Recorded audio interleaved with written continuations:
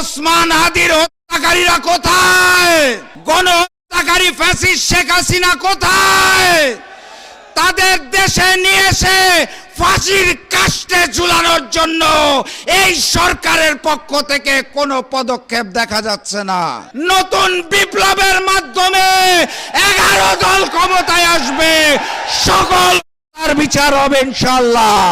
এই 23শে জুনে পলাশীর প্রান্তরে মির্জাফরের দল নবাব সিরাজউদ্দৌলার সাথে বেঈমানি করে বাংলার স্বাধীনতা এবং সার্বভৌমত্বকে ইংরেজদের হাতে বিকিয়ে দিয়েছিল।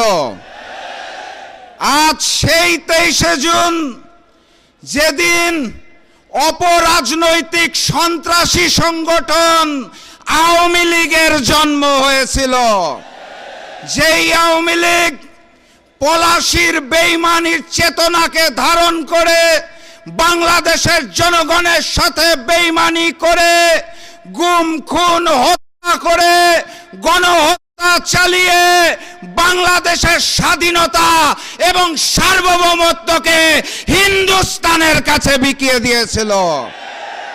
আজকের এই 23শে জুনে এই ঐতিহাসিক বিজয়নগর পল্টনে আমাদের সকলকে শপথ নিতে হবে, এই যুগের নতুন মির্জাফরেরা, এই যুগের নতুন শেখেরা যারা বাংলাদেশের স্বাধীনতা, সার্বভৌমত্ব এবং মানচিত্রকে বিকিয়ে দিতে চায়, তাদের বিরুদ্ধে লড়াই হবে ইনশাআল্লাহ।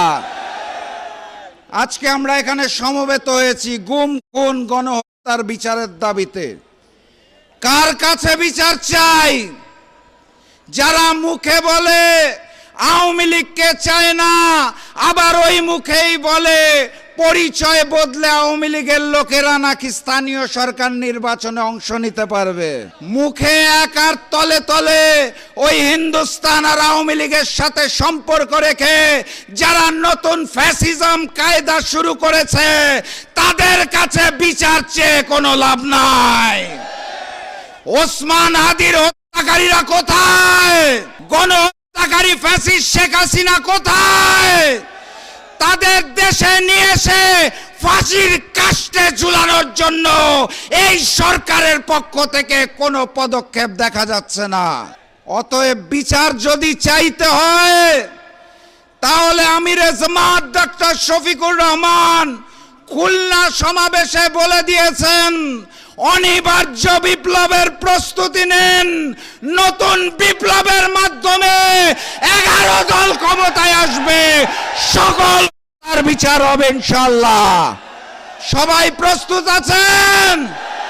দেখা হবে বিজয় ইনশাআল্লাহ। বিজয়ের পথে যাত্রা শুরু, জীবন অথবা মৃত্যু। আসসালামু আলাইকুম।